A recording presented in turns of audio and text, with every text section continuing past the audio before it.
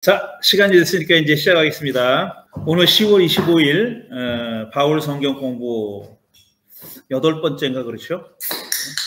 8번째 맞습니다. 8번째 하겠습니다. 지난주에 이어서 이제 갈라디아서를 읽는데 지난주에 1장 1절부터 시작해가지고 2장 14절까지 읽었습니다.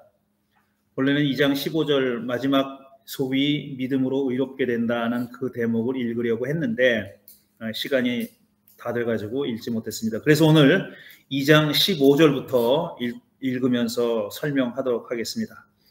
그런데 지난주에는 처음 갈라디아서를 읽기 시작해서 이렇게 돌아가면서 한 단락씩 읽고 한 패러그래프씩 읽고 제가 설명하고 그렇게 했는데 제가 생각해도 좀 지루한 감이 있었어요. 그래서 이번부터는 시간도 절약할 겸 해가지고 제가 그냥 읽으면서 설명할 테고 여러분들이 지금 제가 읽는 것과 똑같은 본문의 성경을 가지고 계시잖아요. 오늘 참석하신 분들 그리고 온라인으로 참석하시는 분들도 댓글창이라 그러나 거기서 설명하는데 이 똑같은 본문이 올라와 있습니다. 이 본문은 새번역 성경입니다. 우리말 성경도 여러 가지 번역본이 있는데 그 중에서 새번역 성경을 읽으면서 설명하고 있습니다. 그래서 오늘은 이제 제가 저 혼자 읽으면서 설명할 거고 중간중간에 여러분들이 질문이 있으면은 언제든지 질문하시면 됩니다. 물론 이 자리에 이 대면 모임에 참석하신 분들에 한해서 그렇습니다. 그리고 이제 유튜브로 참석하시는 분들 혹시 질문이 있으면은 거기다가 댓글로 달아주세요. 그러면 끝나기 전에 댓글 한번 확인해 보고 질문이 있으면은 그 질문에 대해서 대답을 하도록 하겠습니다. 조금 빨리 진행하겠습니다. 왜냐하면은 아직까지 배경 설명을 하면서 많은 얘기들을 했어요.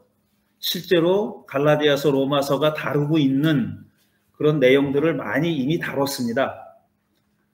배경 설명을 한다고 했지만 실제로는 배경 설명에 그치지 않고 그 내용을 많이 다뤘기 때문에 아주 자세하게 설명할 필요는 못 느끼겠고 그 대신 오늘 다룰 본문에 나오는 내용 가운데 중요하게 좀 길게 자세하게 설명해야 될 내용은 뒷부분에 가서 설명하도록 하겠습니다. 단락이 끝난 지점에서 필요하면 설명을 하고 그렇게 자세하게 설명할 내용이 없는 단락은 그냥 간단하게 설명하면서 넘어가도록 하겠습니다. 자, 그래서 이제 갈라디아서 2장 15절부터 읽으면서 시작하겠습니다. 우리는 본디 유대 사람이요 이방인 출신의 죄인이 아닙니다. 우리는 이제 나는인데 사실 바울이 얘기하는 거니까 바울이 그냥 자신을 유대인이라고 하는 좀 더 넓은 범위로 확장해가지고 우리라고 쓴 겁니다. 그러니까 우리라는 말에 특별한 내용이 있는 건 아니에요. 우리들도 나는 할 때, 우리는 할 때가 있잖아요. 우리는이라는 말을 쓸 때가 있잖아요. 복수로. 그런 겁니다. 본디 유대 사람이요 이방인 출신의 죄인이 아닙니다. 그랬어요. 이 말은 이방인 출신의 죄인이 아닙니다. 그랬어요. 죄인하고 이방인하고 동격은 아니에요. 문법적으로 보면 이방인 출신의 죄인이 아닙니다. 그랬으니까 죄인 가운데 이방인 출신을 얘기하는 건데 사실은 유대 사회에서는 이방인들을 사실 죄인 취급했어요. 죄인이라고 불렀어요. 그냥 유대인들은 이방인들을 가리켜서 죄인이라고 부른 겁니다. 그러니까 유대인들이 아무리 자기가 가난하고 눌리고 살아도 로마 사람들도 죄인이라고 부른 거예요. 왜냐하면 자기들 동족이 아니니까. 그럼 왜 이제 비이스라엘인들을 가리켜서 죄인이라고 불렀느냐면은 그 사람들이 하나하나 무슨 특별한 죄를 저질렀기 때문에 죄인이라는 뜻이 아니라 그런 뜻이 아니라 자기들은 하나님으로부터 율법, 계명을 받은 하나님과의 언약 관계, 특별한 언약 관계에 있는 선택된 사람들이고 비이스라엘인들은 그런 관계를 하나님과 맺지 못한 그러니까 언약 관계에 들어가 있지도 않고 하나님의 계명도 토라도 받지 않은 사람들이라는 뜻에서 죄인이라고 부른 겁니다. 그러니까 어떤 개별적인 살인죄를 저질렀다거나 차별하는 죄를 저질러서 죄인이라고 얘기한 게 아니다. 통칭 율법을 받지 않았기 때문에, 토라를 받지 않았기 때문에 죄인이라고 부른 겁니다. 그런 언어 습관을 그대로 지금 사용하고 있는 거예요. 사실 예수님도 이런 데서 자유롭지가 않아요. 예수님도 이방 사람들을 그렇게 유대인 남자로서, 그 당시에 1세기에 살았던 유대인 남자로서의 어떤 문화적인 그 시대적인 한계 같은 걸 표현한 적이 있었어요. 유대인들을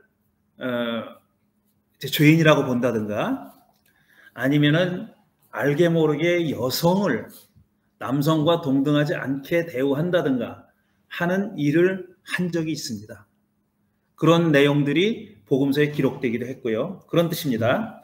16절, 그러나 사람이 율법을 행하는 행위로 의롭게 되는 것하고, 이 제가 여러분들에게 나눠드린 텍스트에서 괄호 안에 있는 것은 새번역 성경이 풋노트에 달아놓은 거예요.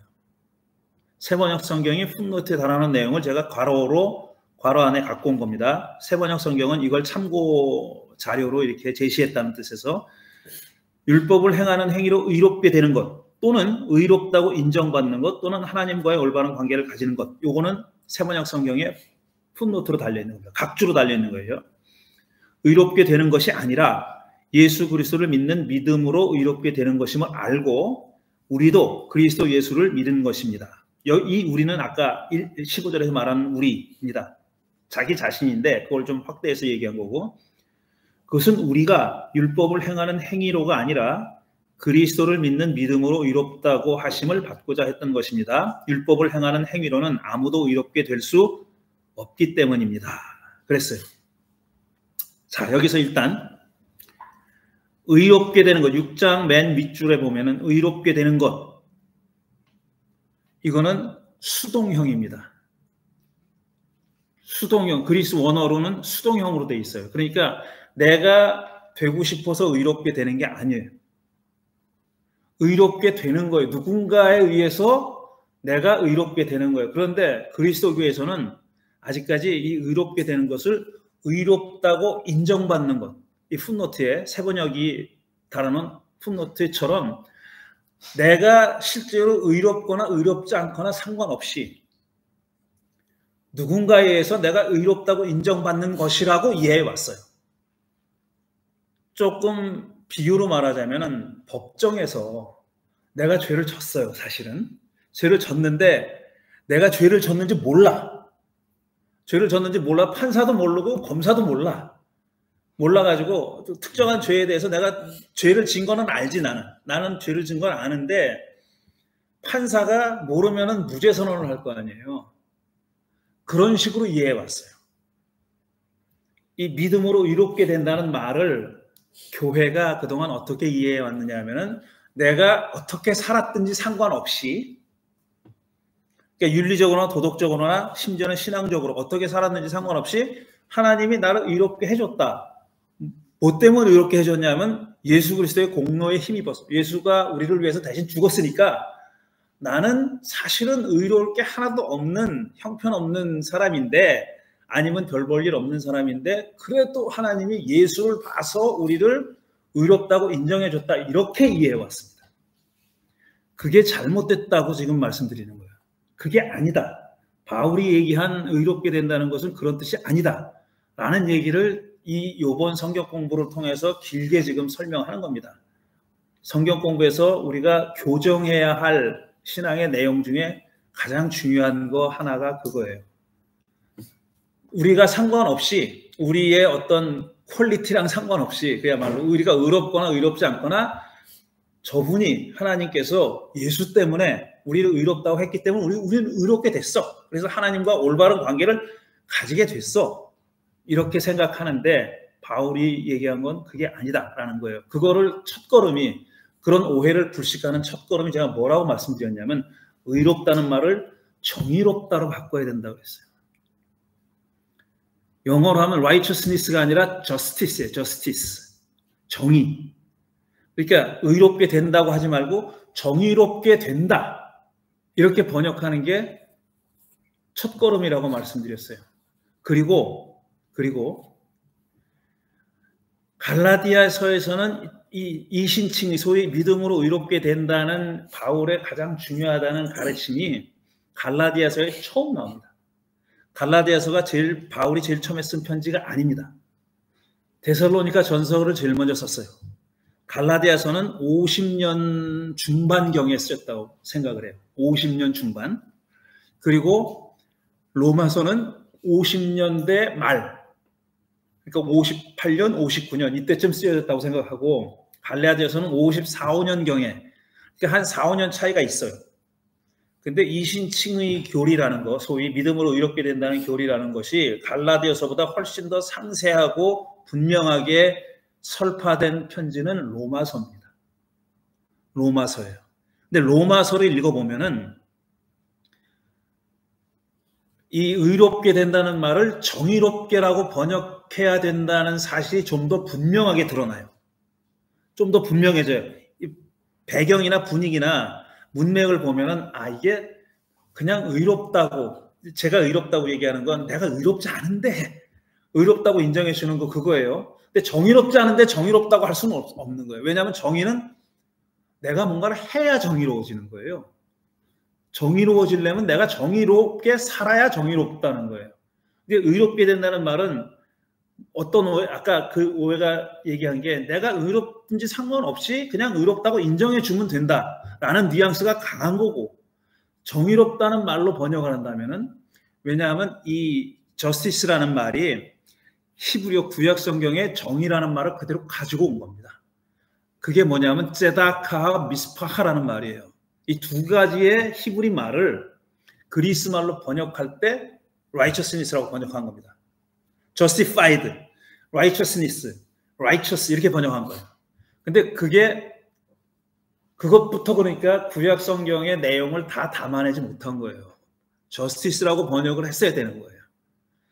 그래서 의롭다고 인정받는 게 아니라 정의롭게 되는 것, 정의롭게 산다고 인정받는 것, 이런 뜻이 담겨 있는 겁니다. 그러니까 내가 정의롭지 않은데 정의롭다고 판단받는다는 게 아니에요. 네가 정의로워야 정의롭게 판단받는다는 뜻이에요. 근데 그럼 예수는 뭐냐 하면은, 예수는 내가 정의롭게 살도록 나를 개과천선시킨 분이에요. 내가 정의를 회복할 수 있도록 나에게 영향을 준 분이에요. 이게 바른 길이다, 정의롭게 살아야 된다는 것을 깨닫게 해준 분이 예수예요. 바울에게 있어서는 그렇습니다. 그러니까 예수가 나를 위해서 대신 죽어서 내 죄를 다 끌어안고 죽어서 내 죄가 없어졌다 이런 뜻이 아니에요. 그런 뜻이 아니라 예수가 그렇게 사는 길을 보여줬고 사시면서 그 다음에 결정적으로 십자가에 달려 죽고 불의한 자들에 의해서 십자가에 달려 죽고 부활함으로써 그 길이 옳다는 걸 보여준 거예요. 그래서 우리로 하여금 이 죄악된 세상에서 정의롭게 살 수 있도록 만들어준 분, 일깨워준 분, 깨우쳐준 분, 우리가 그렇게 살도록 우리에게 길을 열어준 분인 거예요. 그런 뜻에서 예수 덕분에, 예수를 통해서 우리가 정의롭게 됐다, 이런 뜻입니다. 그런 얘기고요. 좀 길게 설명을 했고, 그 다음에 그 의롭다는 것은 그럼 절대 거리자가 이렇게 정해주는 거고, 너 의로워라고 해주는 거니까 뭐 그렇다 치는데, 정의롭다는 것은 내가 그렇게 행동해야 되는 건데, 그럼 뭐가 정의인지는 어떻게 알 수 있나요? 그렇죠. 그 얘기를 하는 거죠. 이제 갈라디아서 지금 오늘 살펴볼 때부터 군데군데 그 내용이 뭔지가 나와요. 근데 정의롭다고 인정해 주는 것도 하나님이에요. 근데 바울이 얘기할 때 정의롭다고 인정해 주는 것도 하나님이 그렇게 인정해 주는 건데, 흔히 우리가 기독교인들이 그동안 오해해 왔듯이 내가 얼마나 율법을 행하는 거라고 표현되어 있는 겁니다. 율법을 이렇게 착하게 살고 선하게 살고 정의롭게 살아야 내가 정의롭게 인정받는다가 아니라, 그동안 뭐라고 오해했냐면은, 그게 어떻게 살았든지 간에 예수 때문에, 예수님 덕분에 우리는 다 그의 보혈의 공로에 힘입어서 우리가 어떻든 간에 무조건 예수만 믿으면 우리를 의롭다고 인정해 준다라고 믿어왔잖아요. 그게 아니라는 거예요. 바울은 그렇게 말한 적이 없다는 겁니다. 어떻게 살아야 된다는 얘기도 나와요. 조금 쉽게 이해할 수 있게 이 사람은 의로웠지만 정의롭지 않았다는 그런 예를 하나 줄 수 있을까요? 그 얘기도 나옵니다. 그 얘기도 딱 그 얘기는 아니지만 딱 그거가 똑같은 건 아니에요. 두관식으로 해달라고 그랬잖아요. 아니 왜냐하면 바울이 두관식으로 안 썼어요. 어떡하겠어. 바울이 두관식으로 아니 오늘 읽을 거예요. 오늘 읽을 거예요. 그러니까 조금 더 이제 시작했으니까 조금 더 진도 나가보죠. 17절 우리가 그리스도 안에서 정의롭다고 하심을 받으려고 하다가 우리가 죄인으로 드러난다면 그리스도는 우리로 하여금 죄를 짓게 하시는 분이라는 말입니까? 그럴 수 없습니다. 그랬어요. 이게 해석하기가 좀 까다로운 부분입니다. 우리가 그리스도 안에서 정의롭다고 하심을 받으려고 하다가 죄인으로 드러난다면 그리스도 안에 있는 그리스도는 우리로 하여금 우리를 안에 품었던 그리스도는 우리로 하여금 죄를 짓게 하시는 분이라는 말입니까? 그럴 수 없습니다. 그랬어요. 이거는 요거 바로 앞에 나오는 베드로, 게바가 행했던 안디옥에서 행했던 소위 식탁 사건이라고 부르는 그거를 염두에 두고 하는 말이에요.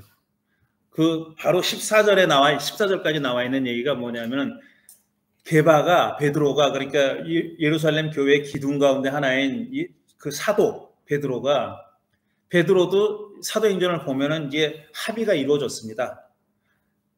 바울은 이방 사람들한테 할례를 강요하지 않고 복음을 전하고 우리는 유대인들에게 복음을 전하겠다.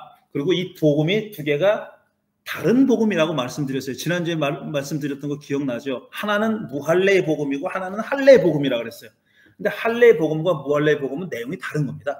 그러니까 대상만 다른 게 아니라 내용이 다른 거예요. 아예. 그렇게 표현하는 게 옳아요. 그렇게 표현하는 게 맞아요. 무할례자에게 전하는 복음과 할례자에게 전하는 복음은 다른 거예요. 그렇게 합의가 이루어졌는데 이 베드로가 안디옥에 와가지고 그리스도 형제 자매들하고 같이 밥을 먹는데 그게 다 이방인인 거예요. 이방인들과 밥을 먹고 있어요. 그러니까 당연히 유대인이 지켜야 하는 코셔도 지키지 않는, 먹어야 하는 음식, 먹지 말아야 하는 음식 다 있잖아요. 그거 지키지 않고 먹었죠. 왜냐하면 그 사람들이 이방인이니까 베드로는 합의한 게 있으니까 그 자리에 같이 먹은 거예요. 그러다가 야고보가 보낸이 아니라 야고보 파에 있는 사람들이 오니까 베드로가 도망갔잖아요. 그들이 무서워서 도망갔다 그랬어요. 왜냐하면 넌 유대인이 이방인들하고 코셔도 아닌 밥을 먹어? 그거를 욕을 먹을까 봐 도망간 거예요. 그래서 베드로가 막 야단을 쳤습니다. 아주 면박을 줬다 그랬어요. 바울이 베드로를 감히 그러니까 한동훈이 윤석열을 면박 준 거나 비슷한 거예요. 비유가 좀 적당할지 모르겠는데 바울은 베드로한테 그렇게 면박을 줄 위치는 아니에요. 그런데 너무나 화가 나서 면박을 줬어요.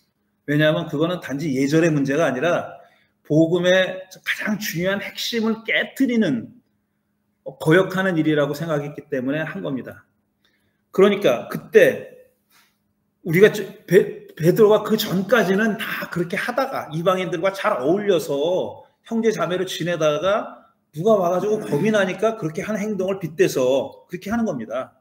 우리가 죄인으로 드러난다면 죄인이 아닌데 죄인으로 드러난다는 얘기죠. 그러면 그리스도가 우리로 하여금 죄를 짓게 만드는 사람입니까? 그러니까 그리스도가 베드로로 하여금 죄를 짓게 만든 겁니까? 그럴 수 없습니다. 라고 얘기한 거죠. 그런 뜻입니다. 내가 헐어버린 것을 다시 세우면 나는 나 스스로를 범법자로 만든 것입니다. 자, 여기서는 또 우리를 하다가 18절부터 내가 그러죠. 단수로 왔어요. 앞에까지만 해도 우리라고 복수를 썼는데 집합명사를 썼는데 8절에서는 내가 왔어요. 이거는 개인의 어떤 강한 그 신념, 그러니까 우리로 뭉뚱그릴 수 없는 그런 아주 강한 주장을 하기 위해서 자기 단수를 쓴 겁니다. 내가 헐어버린 것을 다시 세우면 나는 나 스스로를 범법자로 만드는 것입니다. 그랬어요. 자, 뭘 헐어버렸고 뭘 다시 세운다는 얘기예요. 여기서 질문 들어갑니다.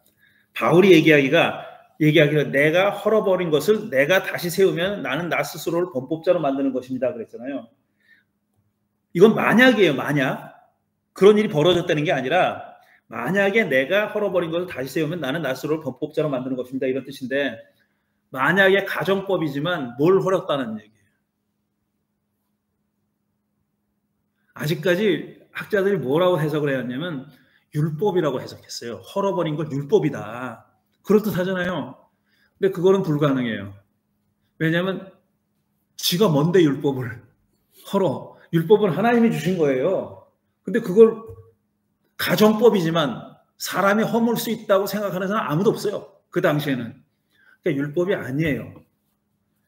이 사람이 자기가 헐어버렸다고 생각하는 건 율법 자체를 디스트로이 했다는 뜻이 아니라 깨뜨려서 없애버렸다는 뜻이 아니라 율법을 지키는 사람들과 지키지 않는 사람들 사이에 있었던 장벽, 그거죠. 차별, 장벽, 이방인과 유대인들 사이에 놓여져 있던 장벽, 그거를 그리스도를 중심으로 해가지고 하나의 평등한 공동체를 이루었는데, 그게 교회인데 이방인도 들어오고 유대인도 들어오고 남자도 들어오고 여자도 들어오고 노예주도 들어오고 노예도 들어오고, 그게 교회잖아요. 그 귀절이 나옵니다. 조금 있다가. 그렇게 장벽을 허물었는데 그걸 다시 세우려고 한다는 거죠. 게바가 했던 짓이, 밥 먹다가 내뺀 일이 바로 우리가 다 함께 힘을 합쳐서 무너뜨렸던 장벽을 다시 세우는 짓이다 이거예요. 그러면 나 스스로를 범법자로 만드는 거지. 그거는 해서는 안 되는 일이지. 이런 뜻으로 한 거고요. 19절, 나는 율법과의 관계에서는 율법으로 말미암아 죽어버렸습니다. 그것은 내가 하나님과의 관계 안에서 살려고 하는 것입니다.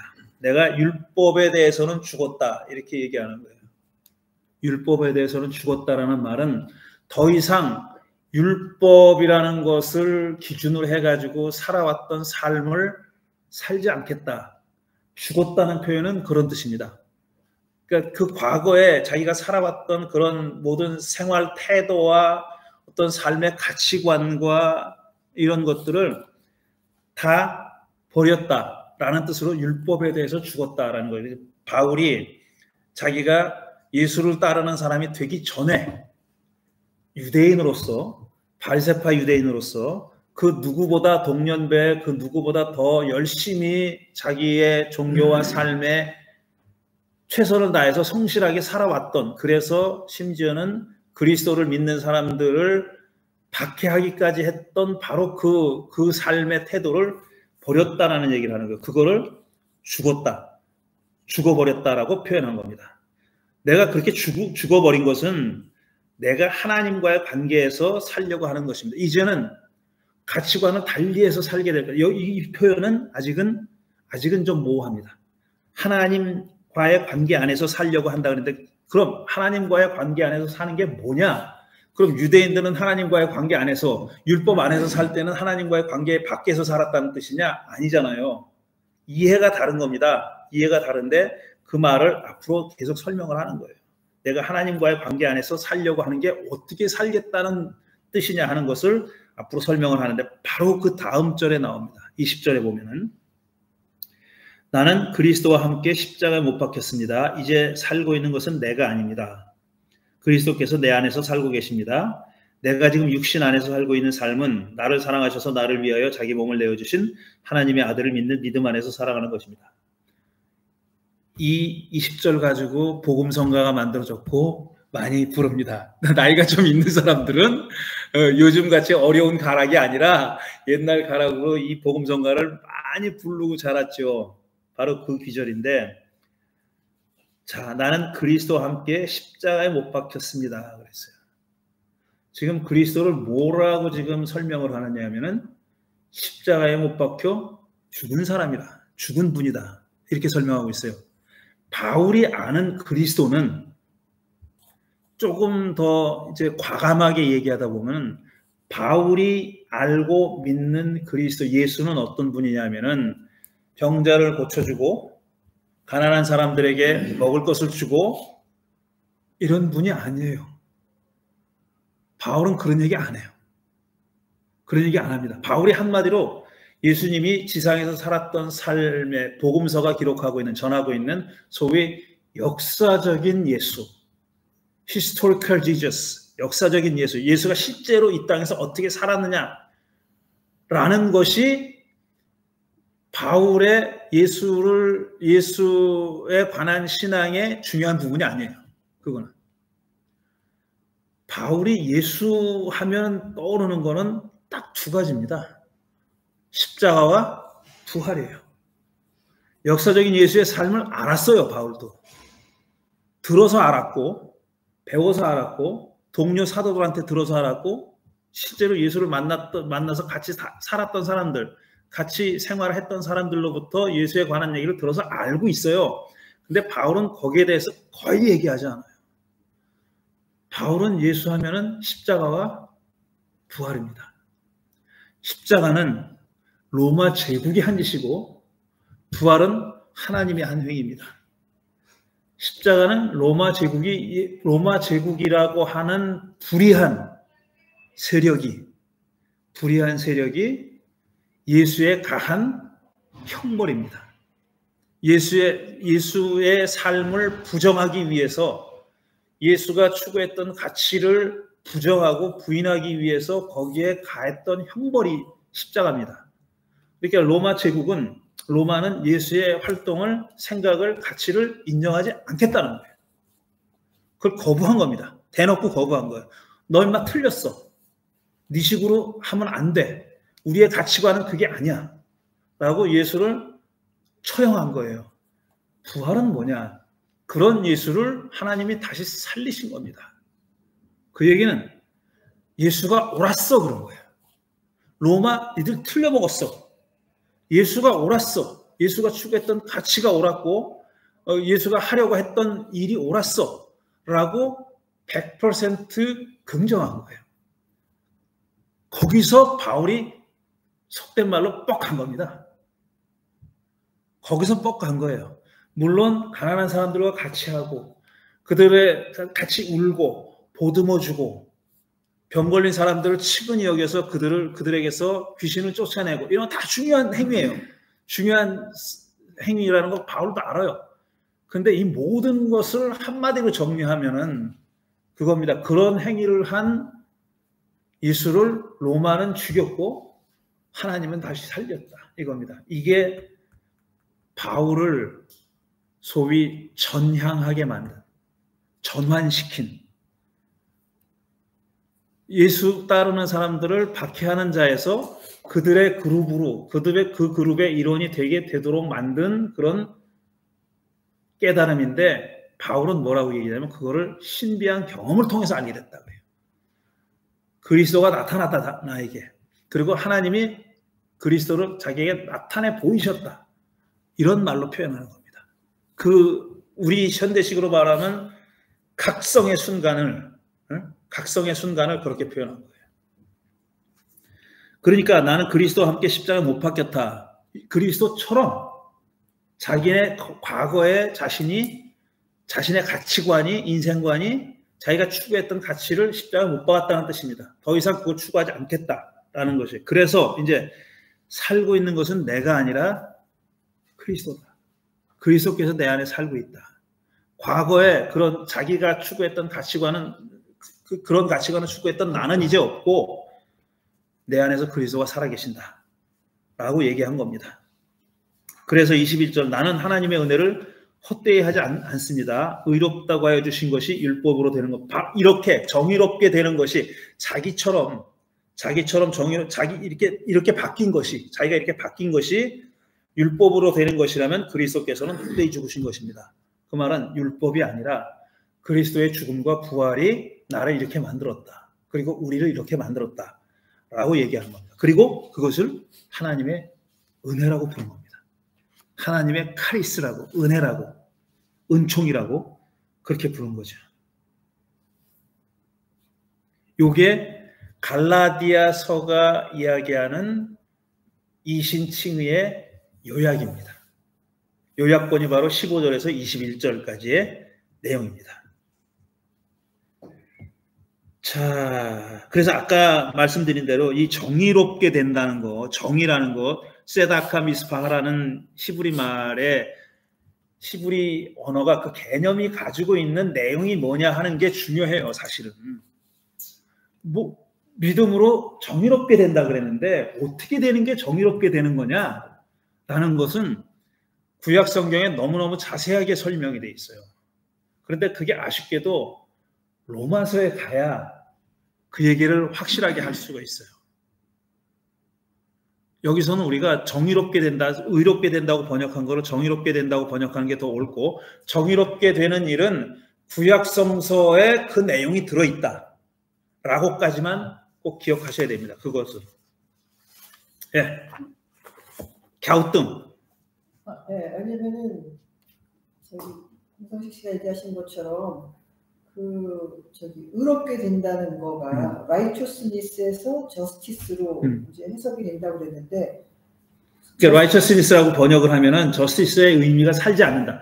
원래 가지고 있는 의미가 살아나지 않고 그거를 더 살리려면 justice라고 번역하는 것이 더 가깝다. 이런 뜻이죠. 근데 justice라고 그걸 한국말로 번역을 어떻게 해야 옳을지 모르겠지만 어쨌든 옳다. 정의롭게라고 번역해야죠. 아니 근데 다른 말로 또 정의롭게 된다. 정의롭다는 말을 한국말로 다른 말로 뭐로 할 수 있을까요? 정의롭다는 상황 자체를 다른 말로 할 필요가 있나요? 근데 그러니까는 정의롭다는 자체도 그 단어를 들으면은 이게 뭔가 행동으로 어떻게 뭘 더 해야 될 것 같은 느낌이 그렇습니다. 거예요. 네, 그런 뜻이 담겨 있는 거예요.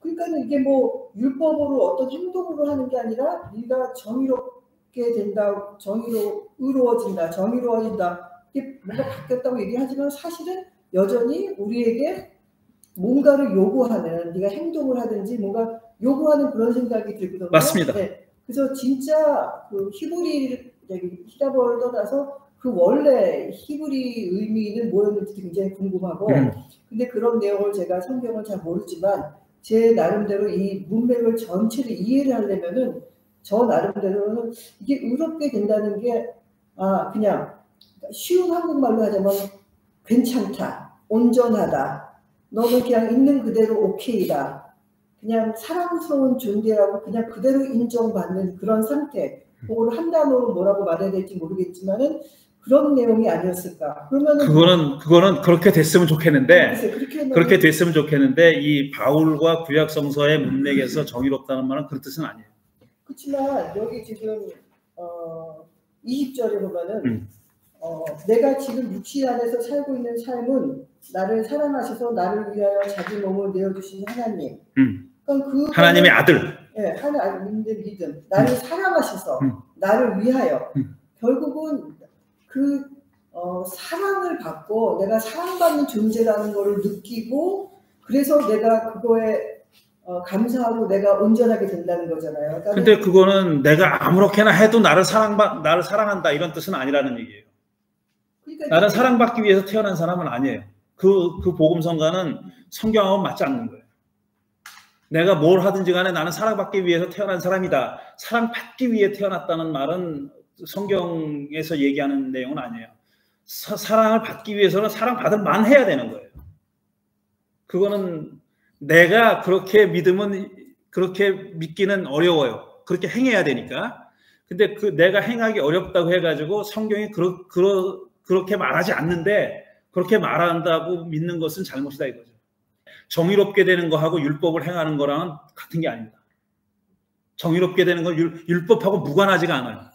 그래서 바울이 율법이 좋다고도 말하고 나쁘다고도 얘기하는 거예요. 두 가지 말이 다 있는 이유는 율법이 정의롭게 되는 일과 무관하지는 않은데 율법을 행한다고 하는 것이 곧 정의롭게 되는 것은 아니에요.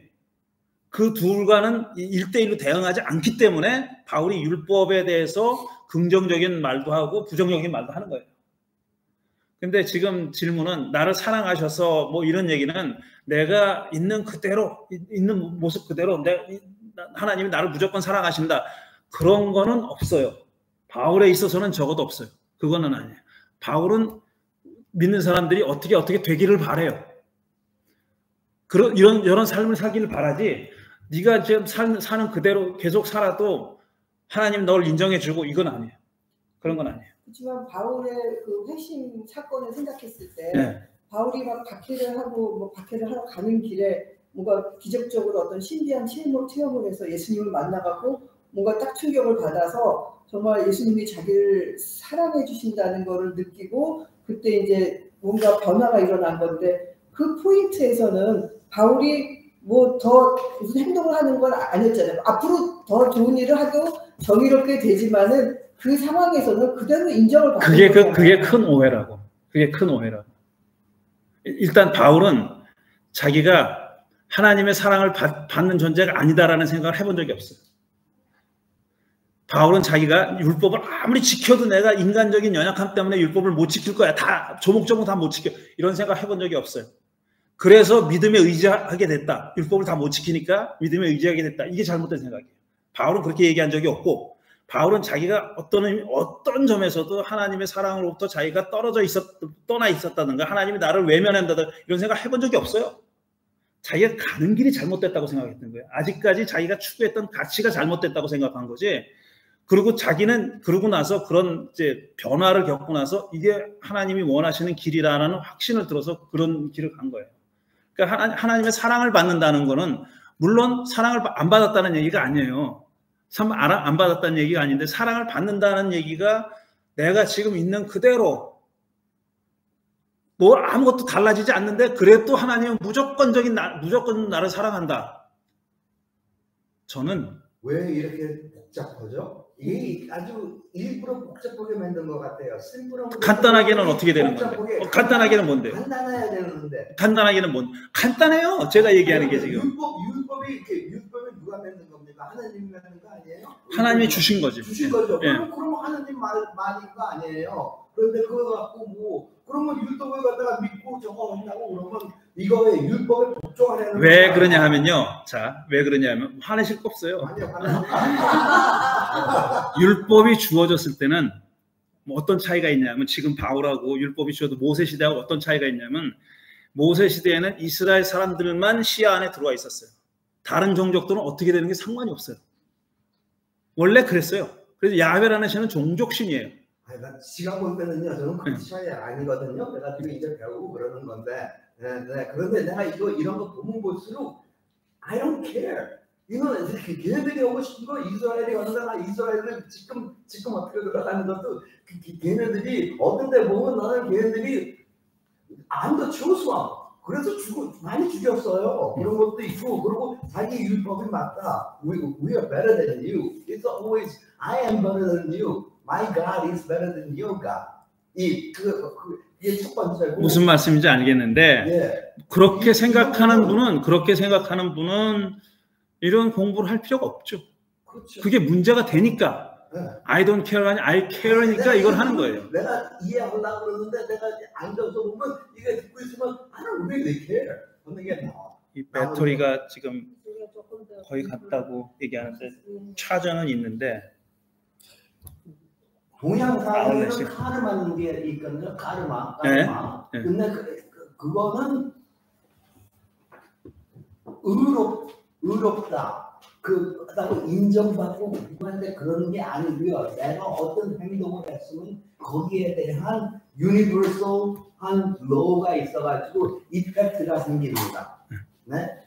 어떻게 됐든지 간에 그게 요새 뭐 현대 물리학적으로도 이게 증명된 것도 있고 여러 가지도 있는데 그런 게 있거든요. 그래서 그 의롭다는 것보다도 영어로 right and wrong이라고 그러잖아. 너무 그러면 righteous 지금 얘기하시고 그러는 게 right and wrong은 누가 right를 규정하고 누가 wrong을 규정하는 거예요. 그러니까 차라리 wholesome이라는 게 낫다고 그럴 것 같아요. wholesome.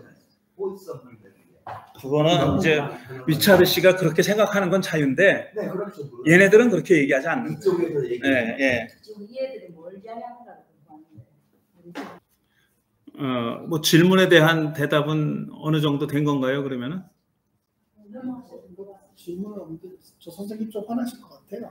네. 너무 어려워서. 어렵다는 거예요. 아 그래요? 이게 너무 어렵다고. 아니 근데 예를 들어서 우리가 불경을 공부하는데 와가지고 성경을 들이대서 비교하자 그러면은 그거는 불경 공부하는 게 아닌 거죠. 물론 비교할 지점이 있습니다. 비교할 지점도 있고 비교가 의미가 있는 지점도 있는데 그것을 넘어가면은 이제 신도가 안 나가죠. 더 이상. 오셔서 간혹 그렇게 좋은 질문 해주시는 거는 감사한데 너무 곁길로 나가면은 이게 진도가 안 나갑니다. 그래서 그 얘기는 좀 더 더 길게 하기는 힘들게 됐습니다. 다시 한번 조금만 요약을 하면은 정의가 뭐냐, 정의롭게 된다고 얘기했는데 정의라는 게 뭐냐 하는 것이 많이 궁금하실 텐데 그것은 지금 그건 굉장히 길게 얘기해야 되는 내용입니다. 그리고 그 정의라는 말은 이 바울을 공부하는 사람들이 오랫동안 망각해왔던 것은 구약 성서의 관련이에요. 그 유대교와 바울을 자꾸 떼놓으려고 하다 보니까 그게 오랫동안 바울을 연구하는데 하나의 중요한 게 아니라 대세고 트렌드였거든요. 바울을 유대교와 분리시켜서 유대교는 율법을 지켜야 된다고 얘기했는데 바울은 그게 아니다 라는 걸 강조하다 보니까 구약 유대교화를 자꾸 유대교와 떨어뜨려서 생각하다 보니까 바울이 유대인이고 구약 성서에 깊이 뿌리를 내리고 있는 그런 사상가고 실천가라는 사실을 자꾸 잊어버려요. 그래서 바울이 얘기한 내용을 자꾸 그리스 배경에서만 오랫동안 관련시켜 왔어요. 왜냐하면 바울이 디아스포라 외국에 나가서 사는 유대인이고 그다음에 그리스 로마 문화권에 오랫동안 살아왔던 사람이고 거기에서 좀 상당히 뭐라 그럴까 공부할 기회도 많이 있었던 사람이고 그러니까 그런 관련성을 찾으려고 많이 노력을 했어요. 그리고 그런 관련성이 없는 게 아니에요. 예를 들어서 성령의 몇 가지 열매 하는 게 그게 다 스토아 철학에서 미덕이라고 생각하는 것들을 가져온 겁니다. 그걸 성령의 열매라고 온유와 절제와 이런 거 있잖아요. 그런 거 다 그쪽에서 갖고 온 거예요. 무관하지 않아요. 그런데 그러다 보니까 바울과 구약 성서 사이에 있는 깊은 연관성 그거는 도외시해 왔습니다. 그런데 최근에 바울을 연구하는 사람들의 일부가 특히 유대인 가운데 즉 유대교인들 그리스도인이 아니라 유대교인들 가운데 오랫동안 제가 설명드렸잖아요. 바울은 도외시했어. 예수는 오케이. 바울은 아니야. 이놈은 틀려먹었어. 라고 생각했던 유대인 학자들이 수십 년 사이에 바울을 연구하기 시작했어요. 근데 그 사람들 눈으로 보면은 구약성서와 연관성이 너무나도 분명히 보이는 거예요. 그동안 기독교인들이 그렇게 그걸 못 찾아내고 있었는데 생각 안 하고 있었는데 오히려 유대인들이 바울을 연구하면서 그 점을 부각시키는 바람에 그리스도인 학자들도 기독교인 바울 학자들도 그쪽에 관심을 가지게 됐어요. 그 중에 하나가 의롭게 된다는 것과 구약성서의 정의의 관련성을 주목하게 된 거고 특히 그게 로마서에 드러나 있기 때문에 로마서를 읽을 때 그 얘기를 더 상세하게 할 기회가 있을 거다라는 말씀을 드렸고요. 자, 이 신칭의 대목을 이제 정리하고 넘어가기 바로 전에 해야 될 게 아직까지 구약과의 연관성을 많이 얘기했잖아요. 그게 정의, 째다카, 미스파라는 히브리 말이 가지고 있는 의미를 생각해야 된다 그랬는데 동시에 또 우리가 잊지 말아야 될 것은 오랫동안 이것도 역시 잊혀져 왔는데 바울이 로마 제국 시대를 살았던 사람이다 라는 것도 잊지 말아야 돼요. 그래서 바울은 지금 율법이라고 얘기했지만 사실 그리스 말로는 노모스입니다. 노모스는 구약 성서의 율법을 얘기하는 거이기도 하지만 로마 법을 얘기하는 거이기도 해요. 똑같은 단어 씁니다. 그리스 말로 노모스랑 똑같은 단어를 쓰는데 근데 이 노모스라는 말에 로마 시대 그러니까 바울이 살았던 로마 시대의 노모스라는 말이 그러면 로마 사람들한테는 무슨 의미였고 로마 제국 치하에 사는 바울 같은 유대인 지식인에게는 어떤 함의가 있느냐, 어떤 의미가 있느냐 하면은 로마 법을 염두에 두지 않았을 것 같지 않다는 거예요. 염두에 뒀을 것 같다는 거예요. 바울이 노모스라는 말을 썼을 때는 구약성서의 율법을 가리키기도 하지만 로마의 법문화, 다시 말해서 로마 제국을 떠받치고 있는 하나의 이데올로기로서 제국의 통치 이데올로기로서의 법과 법문화까지도 염두에 두지 않았을까라는 그런 사실에 착안한 사람들도 많이 생겼습니다. 그래서 바울이 율법을 얘기할 때 단지 구약성서의 율법만이 아니라 지금 자기들이 살아가는 자기 유대 민족들을 포함해 가지고 제국의 식민지로 살아가면서 느끼고 있는 거, 그들이 겪고 있는 거, 그 사회 안에서 아주 철저한 정말 귀족 사회고 노예 사회고, 노예 숫자가 뭐 로마 시민의 50%가 넘었다는 거 아니에요. 로마 사는 사람의 전체 인구의 50% 이상이 종이었습니다. 노예였습니다. 그런 사실이에요. 그러니까 사실 자유인보다 노예가 더 많이 눈에 띄는 거예요. 거리를 걷다 보면은 속된 말로 해가지고 노예가 이렇게 많이 뛰는 거고, 그 많은 노예들 가운데 일부는 또 그리스도인이 됐어요. 기독교인이 됐어요. 근데 그 사람들은 계속 노예로서의 삶을 살면서 지금 예수쟁이들의 공동체에 들어온 겁니다. 가치관이 달라요.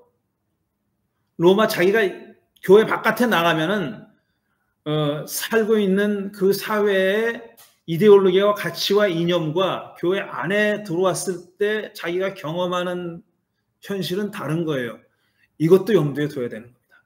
이런 상황을 바울이 생각하지 않고 전제하지 않고 이런 얘기를 하지 않았을 거다라는 것이 요 근래에 바울을 연구하는 사람들의 어떤 업적이라면 업적입니다. 그런데 한 가지 그렇다고 해서 그런 바울이 쓴 서신에 아주 그 엔타이 로마적인 반 로마적인 예를 들어서 어떤 저항을 부추긴다든가 아니면은 뭐 우리가 봉기하자라든가 이런 내용 없어요. 그런 내용이 아니에요. 바울은 그렇게 얘기하지 않습니다. 그렇지만 밑바닥에 깔려 있는 것은 그 로마 제국의 문화, 문명, 그 철저한 위계에 의해서 이루어진 그 로마의 사회의 어떤 이데올로기, 문명에 대한 반감이라 그럴까? 그걸 그리스도는 수긍하지 않는다는 겁니다. 그러니까 그리스도를 믿고 있는 사람들은 그 가치를 따라서 살아야 된다라는 것은 분명히 얘기하고 있는 거예요. 왜냐하면 우리 자기들이 구세주라고 믿는 예수가 그 로마 제국에 의해서 십자가에 달려서 죽었어요. 이게 십자가와 부활이 중요하다고 얘기했는데 바울은 그것만 쳐다보고 다른 건 안 쳐다봅니다. 그런데 그 예수가 제국에 의해서 그렇게 죽은 거예요. 그거는 역사적인 사실이란 말이에요. 변경할 수가 없는 겁니다. 거기에 대한 여러 가지 해석이 달라붙을 수 있지만 그 역사적인 코어는 변하지 않는 거죠. 그 코어를 바울이 여전히 간직하고 있는 겁니다. 그래서 십자가 얘기를 많이 하고 십자가에 달려 죽었다는 얘기도 많이 하고 내가 십자가밖에는 쳐다보지 않는다라는 얘기를 했을 때는 그런 의미가 담겨 있다는 것을 우리가 잊지 말아야 된다라는 겁니다. 그 다음에 그러면 이제 3장 1절로 계속 진도가 나가 보겠습니다. 37분 남았습니다. 지금 37분 남았는데 37분 어디까지 가나 보죠. 3장 1절 어리석은 갈라디아 사람들이여 예수 그리스도께서 십자가에 못 박히신 모습이 여러분의 눈앞에 선한데 누가 여러분을 홀렸습니까?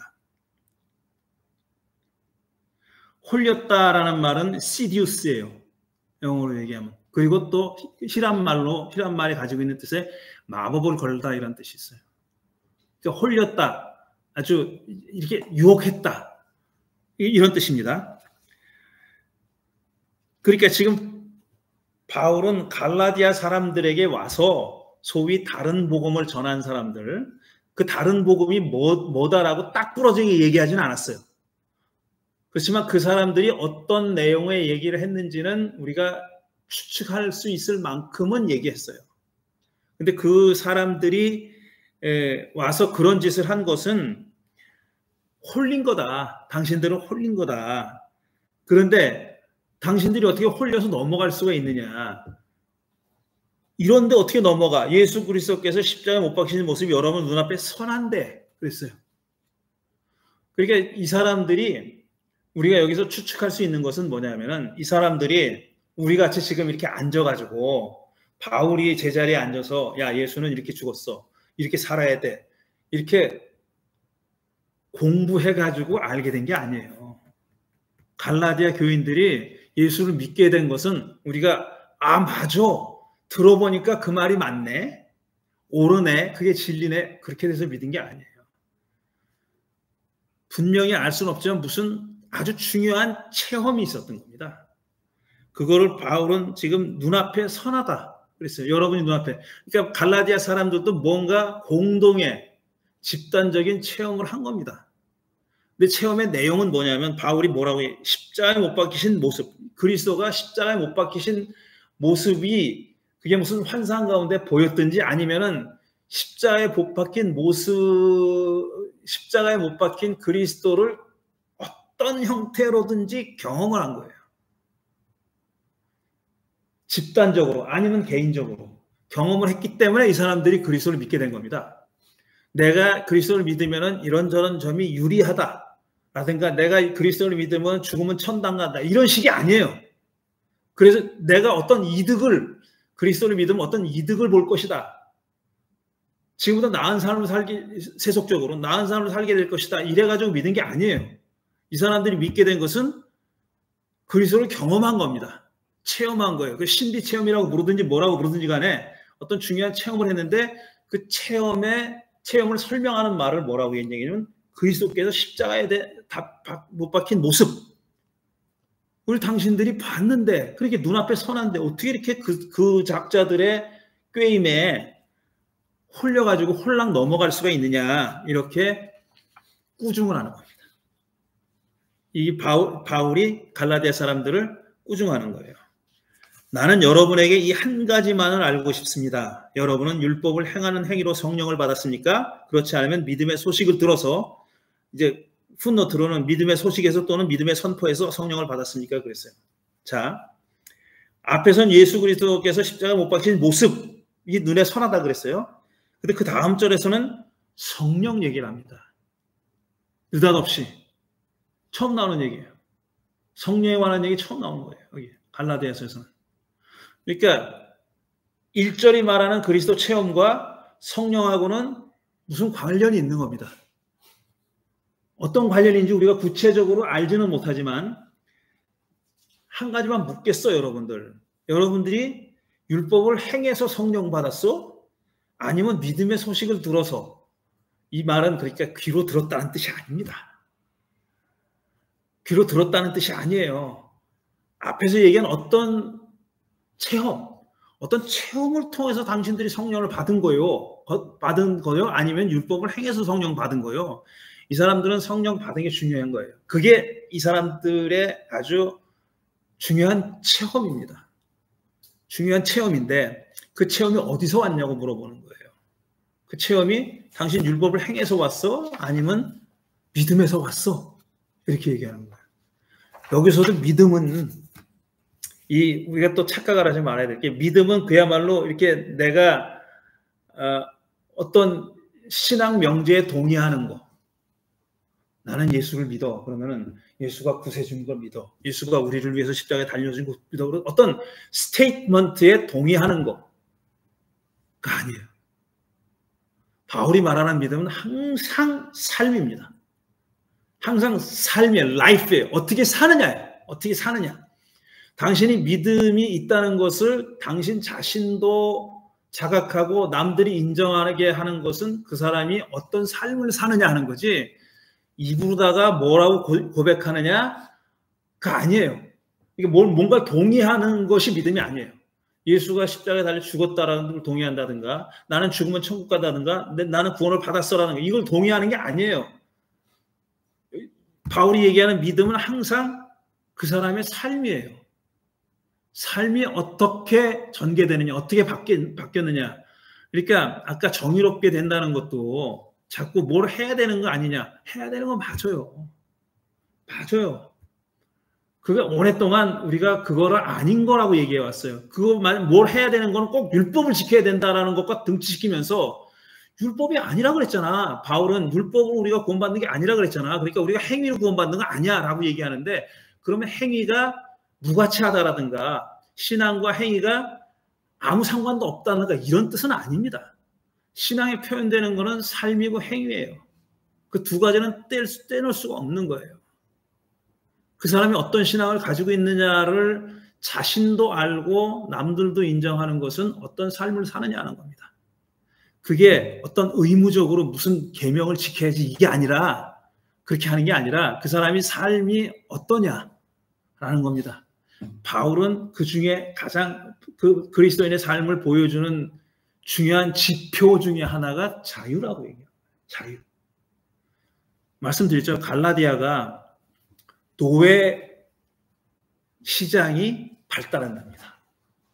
왜냐하면 거기가 군사적인 도시예요. 군사의 요충지고, 그러니까 포로로 잡혀왔던 상대방 군인들을 노예로 팔고 사고 했던 그런 커다란 노예 시장이 있던 도시입니다. 그러니까 이 사람들이, 갈라디아 사람들은, 특히 갈라디아 시민들은 노예가 거리 나가면 늘 노예 사고 팔고 하는 건 보인 거예요. 내 얘는 얼마, 쟤는 얼마. 이래가지고 끌려가가지고 살다가 뭐 그라디에이터도 되고 심부름도 하고 뭐 이렇게 하는 거예요. 그런 노예들을 많이 본 겁니다. 그래서 그런지 바울은 갈라디아서에서 자유라는 걸 굉장히 중요하게 생각합니다.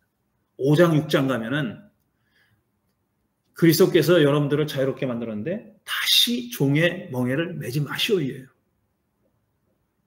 이런 게 내가 그리스도인이라는 걸 보여주는 그런 표지입니다.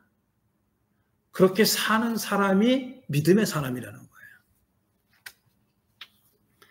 3절, 여러분은 그렇게도 어리석습니까? 성령으로 시작하였다가 이제 와서는 육체로 끝마치려고 합니까? 여러분의 그 많은 체험은, 여기서 체험 나오죠? 다 허사가 되었다는 말입니까? 참말로 허사였습니까? 이 사람들이 그리스도를 믿게 된 거는 뭔가 중요한 체험을 했기 때문입니다. 근데 그 체험이라는 것이 요즘 말하는 어떤 신비 체험, 이런 체험이 아니에요. 그런 체험이. 저도 제 얘기를 이 대목에서 하는 건 좀 웃기지만, 저는 제가 얘기했잖아요. 구약 성경을, 신학교를 가서 구약 성경을 공부하겠다 하고 작정을 하고, 지금 수십 년 전에. 근데 구약 성경을 보면 예언자들이 다 하나님의 말씀 들었다는 거야. 들어가지고 전한다 그러잖아요. 그럼 나도 듣고 싶은 거예요, 그게. 그래가지고 저 산에 가서 기도도 많이 했어요. 왜 하나님 나한테는 아무 말씀도 안 하십니까? 나무뿌리 붙잡고 막 그냥 뽑으려고 막 그냥 댐비고 막 그런 거 해봤었어요. 왜 나는 아닌가 보다. 나는 이 길이 틀렸나 보다. 이런 생각까지 했었고. 왜 나한테는 말 안 한다는 거야. 근데 신학교 가잖아요. 제가 처음 갔던 보수 신학교에서는 들었다는 건 많아요. 자기가 밤에 기도하는데 하나님 이렇게 말했다느니 저렇게 말했다느니 이런 놈 많았어요. 그냥 그 말 다 고지고대로 듣고 23살이었으니까 그때 내가 23살, 4살. 그러니까 왜 나는 그런 경험이 없냐. 그래서 그럼 구약의 예언자라는 자들이 어떤 자들인가를 좀 공부를 해보자. 그래서 제가 내린 결론은 너무 성급한 결론이라고 생각할 수도 있고 너무 주관적이라고 생각할 수 있고, 제가 구약 성서를 연구해 본 결과는 걔네들도 그런 얘기 못 들었습니다. 그 사람들도 못 들었어요. 들었다고 생각하는 거예요. 들었다고 생각하고 자기가 전하는 말은 이건 하나님이 나에게 줘서 하는 말이다라고 자신있게 얘기하는 거예요. 틀린 얘기도 많아요. 그 사람들이 한 얘기 중에서 틀린 얘기도 많고 맞지 않는 얘기도 많고 이루어지지 않은 얘기도 많습니다. 근데 그 사람들이 적어도 어떤 체험을 했는지는 몰라도 적어도 그 사람들이 말한 그 글자 그대로 불러주지는 않은 거예요. 뭔가를 메시지를 받은 거야. 근데 그걸 자기 말로 얘기한 거예요. 그 메시지를 뭔 메시지를 받았냐 우리는 몰라. 걔가 아니니까. 당사자가 아니니까. 그리고 우리가 가지고 있는 구약 성경도 예레미야면 예레미야가 쓴 게 아니에요. 이사야면 이사야가 쓴 게 아니라고. 딴 놈이 쓴 거예요. 딴 놈이 이사야가 이렇게 받았다고 나한테 얘기했다. 그래서 쓴 겁니다. 그러니까 몇 달이 걸친 거예요. 이게 예언이라는 게 그렇게 오는 게 아니로구나. 하늘에서 음성이 들려가지고 받아쓰게 하는 게 아니로구나 하는 걸 알게 되고 내가 안심을 하게 된 거예요. 이거 못 들어도, 음성 못 들어도 이거 해도 되는 거로구나 라고 알게 된 겁니다. 근데 이 사람들도 그 많은 체험을 했어요. 뭔지 모르지만. 그런데 체험이라는 게 어떤 좋은 체험이라는 것도 완전하지가 않습니다. 확고하지가 않아요. 이 갈라디아 사람들도 누가 와가지고 홀리니까 홀랑 넘어간 거예요. 그러니까 바울이 깜짝 놀란 거예요. 아니 당신도 그렇게 성령을 체험하고 이런 체험도 했는데 그 많은 체험을 다 했는데 어떻게 이렇게 홀랑 넘어가냐라고 얘기한 겁니다. 그런데 홀랑 넘어가게 만든 그 적대자들, 바울의 반대편에 섰던 사람들이 전한 메시지가 추측컨대는 이 사람들 무슨 다른 복음이라는 게 뭔지 딱 떨어지는 말로 표현하지 않았다 그랬잖아요. 근데 내용을 이 서신을 읽어보고 우리가 알게 된 내용은 뭐냐면은 이렇게 짐작하는 겁니다. 유대인 남자는 할례를 받아서 유대인이 되라 먼저 그런 내용이에요. 그런데 그게 그런 자세한 내용은 그런 건데 그 사람들이 말한 내용은 그 시대의 어떤 관습과 통념과 상식에는 딱 맞는 거예요. 딱 맞는 거예요. 바울이 걔네들이 보면 그 당시에 1세기에 살았던 그리스도 공동체에 속한 사람이라 할지라도 그 사람들이 보면 바울이 이상한 놈이에요. 바울이 이상한 얘기를 하는 거예요. 지금은 우리가 바울이 올바른 가르침이고 성경에 다 들어와 있고 그렇게 바울이 이신칭이 옳아. 믿음으로 이렇게 되는 거야. 율법을 행하는 게 아니야. 그래서 이렇게 되는 게 아니야. 정의롭게 되는 게 아니야. 라는 말을 우리는 그게 진리라고 생각하지만 그 당시 사람들은 그게 이단 사설입니다. 바울이 적대자, 이 사람들은 갈라디아 사람들은 홀린 사람들이 하는 얘기가 상식이고 그게 통용되는 가르침이었었어요. 반대되는 얘기를 한 겁니다. 지금은 그게 소위 정통이 됐지만 그렇게 된 겁니다.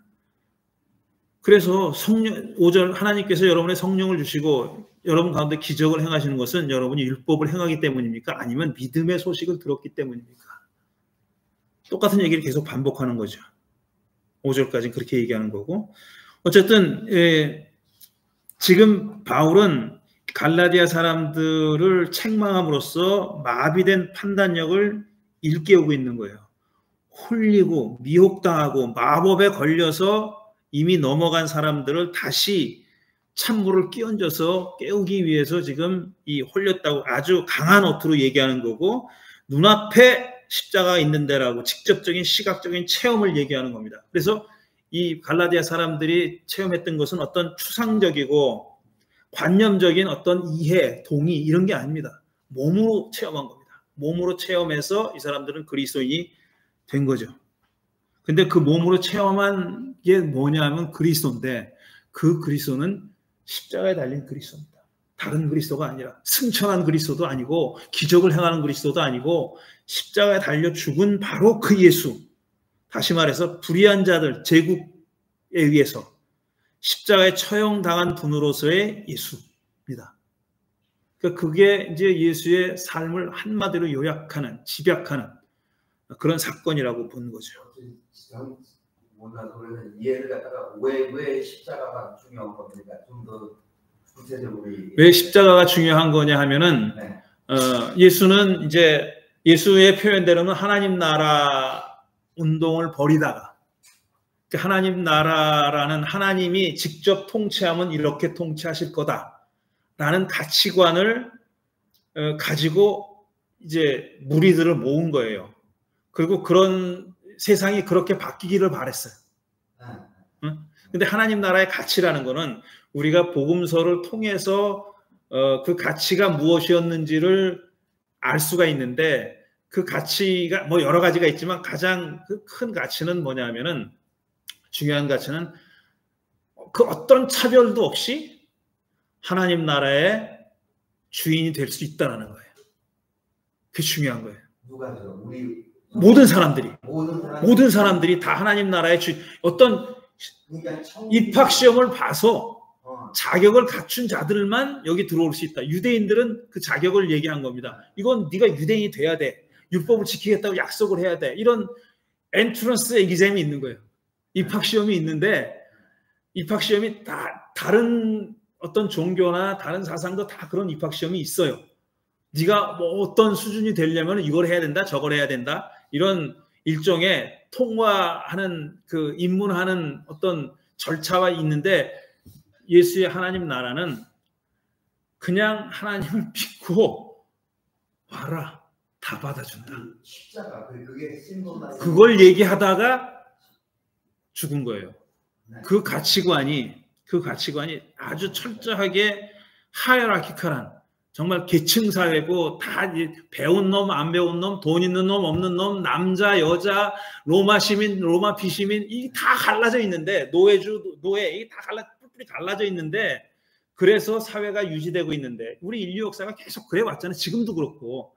근데 예수가 설파한 하나님 나라는 그런 거 다 필요 없다는 겁니다. 그런 거 다 필요 없다. 라고 우리가 다 형제 자매로 살 수 있다. 라는 거예요. 근데 그 가치관을 제국은 이 자식은 위험한 놈이다. 이건 죽여야 된다. 그래서 반역죄로 죽인 겁니다. 십자가에 달려 죽이는 사형법은 도망갔다가 잡힌 노예, 그 다음에 제국에 반역한 사람들에게만 부여한 처형 방법이에요. 근데 예수가 그렇게 죽었어요.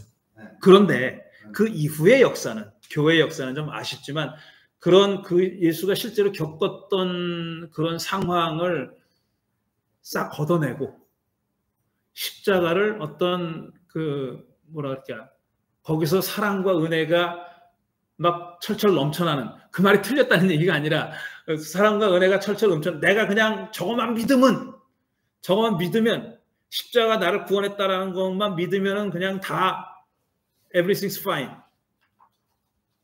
이게 신앙이라고 생각하게 된 거예요. 십자가는 그 심발의 관계. 십자가는 그러니까 크로스는 크루시픽션이에요. 십자가 처형이에요. 크루시픽션. 크루시픽션이에요. 십자가 처형이에요. 그건 사형틀이에요. 사형틀. 근데 사형틀을 지금 오나멘트로 만들었잖아요. 장식품으로 만들었잖아요. 그거는 사실 십자가라는 건 장식품이 될 수 없는 거예요. 왜냐하면 노예와 반역자를 처형하는 방법이었거든요. 근데 그거를 지금 장식품으로 바꿔놨잖아요. 그만큼 우리가 근데 십자가가 이터널 리턴이 됐잖아요. 우리들한테는 여태까지 2000년 동안 에덴 됐잖아요. 거기에 대해서. 그러면 제가 조금 아까 읽었는데 작별하지 않는다. 기억하라. 작별하지 않는다. 현재 진행형은 지금도 십자가 뭐 하지 않는다?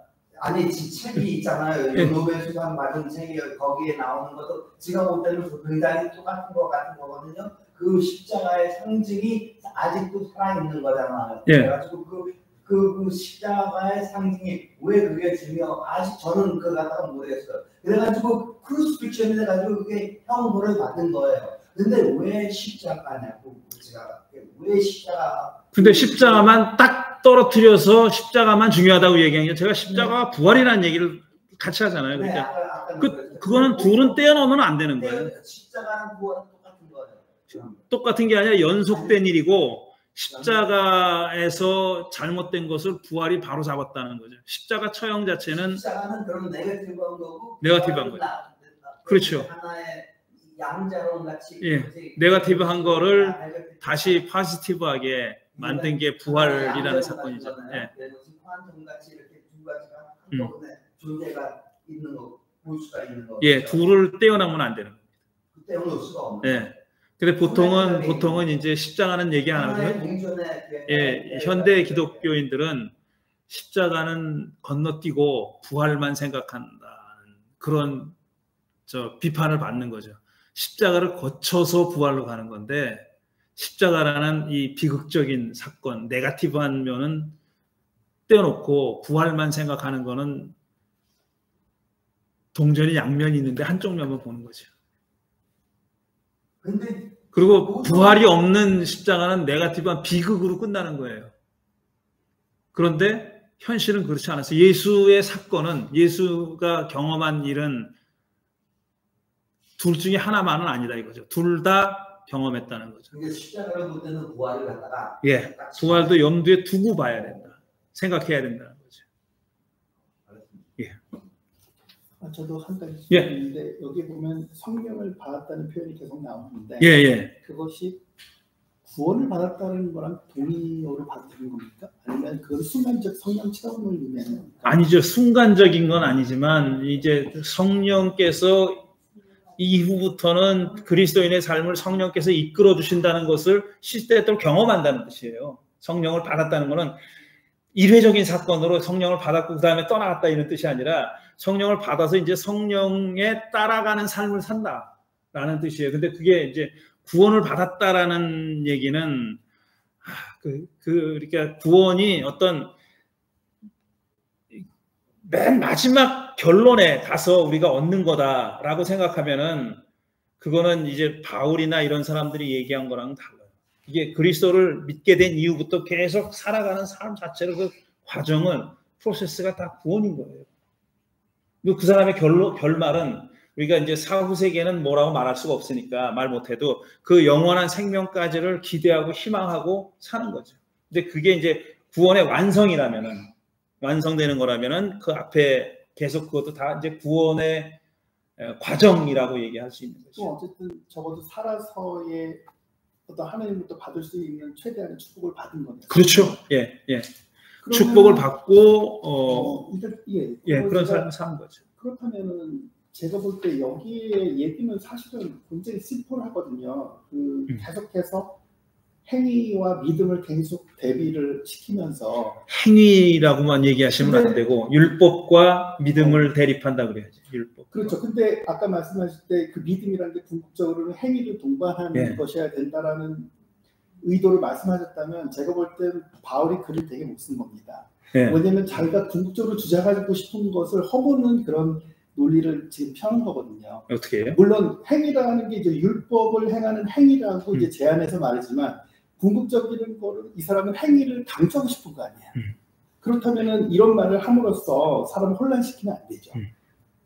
근데 제가 볼 때는 제 문해력으로는 행위보다는 믿음을 계속 강조하는 거라고 읽으면 굉장히 잘 읽히는데 만약에 목사님께서 말씀한 대로 이 믿음은 사실은 행위를 말하는 믿음이다라고 그러면은 읽으면서 계속 이거 뭐지? 그러면 이거는 둘 중에 하나인데 바울이 글을 되게 못 썼거나 아니면 바울이 이 편지를 읽는 사람들을 굉장히 과대평가한 거예요. 내가 이렇게 말해도 니들은 찰떡같이 아니 둘 다 아니에요. 둘 다 아니고 둘 다 아니고 이런 겁니다. 제가 이렇게 설명하는 게 맞을 것 같아요. 왜냐하면 우리가 종교개혁 시대 이후로 그러니까 엄격하게 말하면 마틴 루터 이후로 루터가 이 로마서를 해석하고 바울을 해석하면서 그렇게 대립항을 만들었어요. 행위냐 믿음이냐. 이 둘 중에 하나라고 그렇게 대립항을 만들었어요. 그래가지고 우리는 사실 그 루터가 바울과 로마서를 해석한 영향권에서 벗어나기 시작한 지가 몇십 년 안 된 거예요. 그 전에는 항상 믿음은 행위에 대립하는 거라고 생각해 온 거예요. 그게 루터가 만들어 놓은 전통이에요. 근데 그거를 1500년 거슬러 올라가서 바울 시대로 거슬러 올라가면 그런 대립항은 없었어요. 행위냐 믿음이냐가 아니라 믿음이냐 율법이냐예요. 율법과 행위는 다른 거예요. 이 바울이 율법을 얘기했을 때 그러면 믿음은 없고 행하기만 하는 거 그걸 율법이라고 얘기한 게 아닙니다. 그리고 대상이 지금 율법을 얘기할 때 율법은 그 앞장에서 할례의 복음과 무할례의 복음이 있다고 그랬잖아요. 그러니까 율법이라는 것이 모든 all humanity한테 다 적용해야 되는 거다. 이렇게 생각하지 않아요. 율법은 유대인들을 위한 거예요. 유대인들의 특권이자 이 사람은 자기도 유대인이니까 특권이라고 생각해요. 말씀을 맡은 사람이 우리가 계명을 받은 사람이 우리들이니까 특권이자 의무예요. 율법을 지켜야 하는 의무는 유대인들만 가지고 있는 거예요. 그래서 구원의 길이 다르다고 얘기한 거, 할례 복음과 무할례 복음을 얘기한 거는 유대인들은 그렇게 구원을 얻는 겁니다. 그렇게 율법을 그런데 이제 그리스도가 온 거예요. 이게 나중에 또 나오는데 그 얘기가 율법이 유대인들에게 있어서도 갖는 효과는 한시적이라는 겁니다. 그리스도가 온 다음에는 율법을 지키는 것이 상관이 없는 거예요. 이제는 그리스도가 그 일을 하시는 거예요. 근데 그리스도가 온 다음에 그 하나님의 백성이 되는 길은 이방인들에게는 굳이 유대교를 이렇게 우회할 필요가 없다는 거예요. 유대인들은 이제 그리스도가 왔기 때문에 바로 이제 그리스도를 믿으면 되는 거예요. 그럼 율법은 뭐냐? 그들이 아직까지 계속 해왔던 거니까 그냥 하라는 거예요.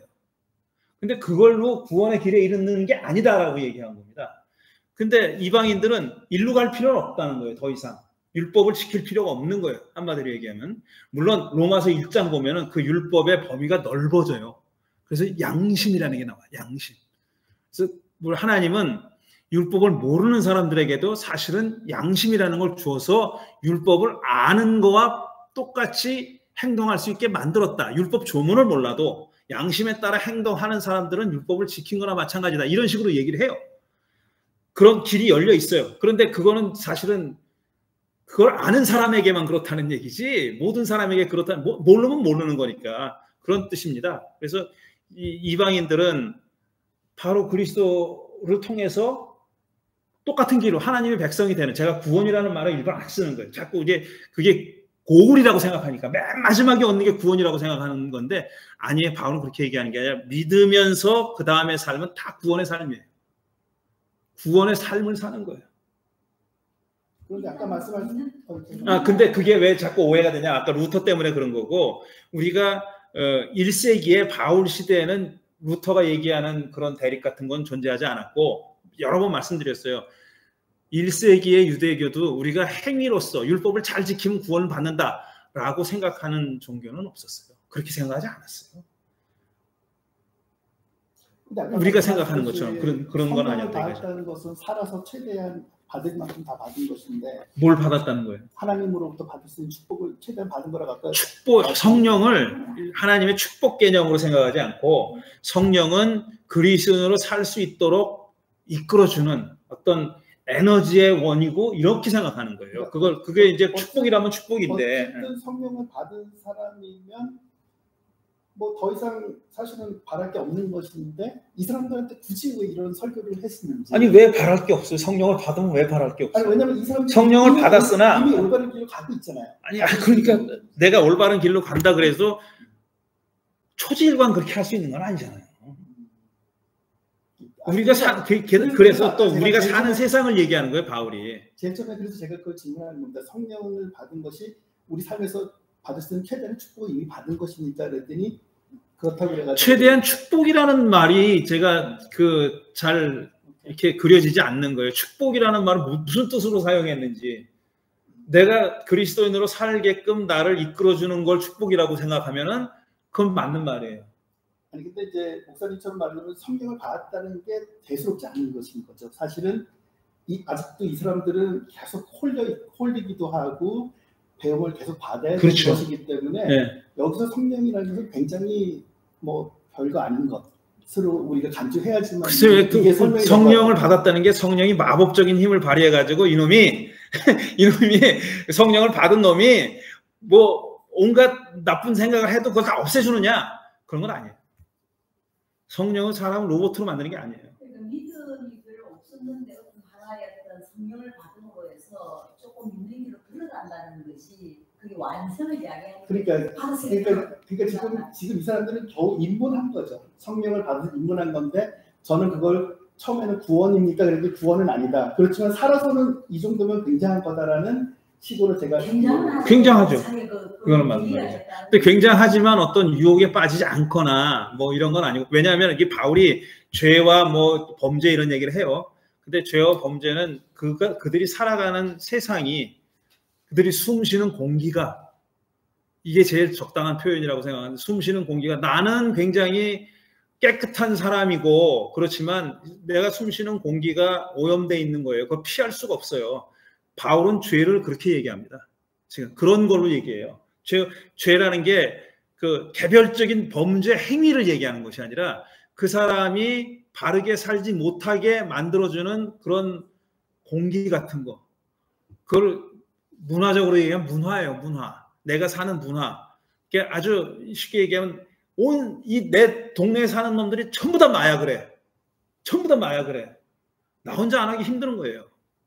공기가 오염돼 있고 물이 다 오염돼 있어. 그럼 나 혼자 깨끗한 물, 깨끗한 공기를 마시는 건 불가능해요. 그런 상태에 있다고 생각하는 거예요, 지금. 근데 그 공기를 정화시키는 이 한 사람 한 사람이 그리스도를 믿는다는 것은 그 사람이 이 더러운 공기 안에서 살아남는 게 고울이라거나 아니면 이 공기를 벗어나서 딴 데로 가는 것이 최종적인 목적이라는 게 아니라 지금 바울이 생각하는 건 이 공기를 바꾸는 거예요. 공기를 바꾸는 게 그리스도인이 할 일이라고 생각하는 거예요. 공기를 깨끗하게 하는 거. 그게 그리스도인이 할 일이라고 생각해요. 그게 죄에서 벗어나는 거예요. 죄에서 벗어나는 건 내 개인이 죄된 행동을 안 하면은 그냥 죄에서 벗어난다. 죄에서 자유롭게 된다. 이런 뜻이 아닙니다. 그런 게 아니라 공기를 바꾸지 않으면 죄에서 자유롭게 되지 않는 거예요. 적어도 여기 14절에서 말하는 것을 보면은 14절 어디 14절? 지금 3장 14절에 보면은 성령을 받는 것을 3장 14절 예. 이라는 게 어디? 그것은 아브라함 내리신 복을 네. 뭐 이렇게 진도가 빨리 나가. 그러니까 거기에 보면 성령은 사실은 굉장히 성령 받는 것을 그 중요한 것으로 사실 여기 그것은 아브라함에게 내리신 복을 그리스도 예수 안에서 이방 사람이 미치게 하시려고 우리와 하여금 믿음을 하려면 약속하신 성령을 받게 하시려는 것입니다. 내가 볼 때는 중요하죠. 네, 그래서 내 생각에는 어떻게 보면은 이방인들이 굉장히 궁극적인 뭔가를 주고 그것을 이미 받은 것은 사실 인문 정도가 아니라 굉장한 어떤 축복을 내린 거다라고 저는 좀 해석이 되거든요. 네. 네. 근데 그런 사람한테 그걸 축복이라는 말로 표현하자면은 그런 사람한테 바울이 이렇게까지 어려운 설교를 굳이 해가지고 야 이들 그때 아니 잠깐만 우리는 어려워 이게. 네. 지금 문화권도 다르고 이 생각하는 방식이 달라요 우리랑. 근데 이 사람들은 이게 우리가 생각하는 것처럼 그렇게 어려운 얘기는 아니에요. 이 사람들한테는. 왜냐하면 자기들이 겪고 있는 거고 자기들의 현실이고 그러니까 이건 어려운 얘기가 아니에요. 그게 2000년 후에 이거를 옛날 우리랑 전혀 다른 문화권에서 살던 우리가 맞닥뜨리지 않은 어떤 현실에 직면해가지고 있는 그 사람들에게는 아주 피부에 와닿는 얘기죠. 우리는 지금 많이 떨어져 있으니까. 예? 그렇죠. 그러니까 노예 얘기해도 우리는 피부로 못 느낍니다. 노예로 살아본 적이 없기 때문에. 저는 이제 우리가 지금 행동의 얘기를 많이 한 것 같아요. 근데 조금 더 상황을 이해를 하려면은 그 당시에 흘렀던 감정을 먼저 생각하는 것도 중요하다고 생각을 하거든요. 예. 그러니까 사람이 지금은 과학이 많이 발달해서 우리가 이 세상 돌아가는 원리라든가 이런 걸 많이 이해해서 과학적으로 이해를 하지만 2000년 전만 해도 사람들이 이해하지 못하는 사람들이 많고 그 사람들이 종교를 가지고 살았던 큰 이유 중에 하나가 그 감정이 두려움이라는 거였는데 두려움이 있어서 무슨 불행한 일을 당하거나 그러면 사람들이 나한테 생겼든 남한테 생겼든 뭔가 잘못됐을 것이다 라는 생각을 했잖아요. 그래서 어떻게 하면 나한테 불행한 일이 생기지 않을까를 생각하기 위해서 그때는 내가 어떻게 하면 제대로 잘 살아서 이런 불행한 일을 피할 수 있을까 그거가 큰 동기가 됐을 거라고 생각해요. 그래서 뭔가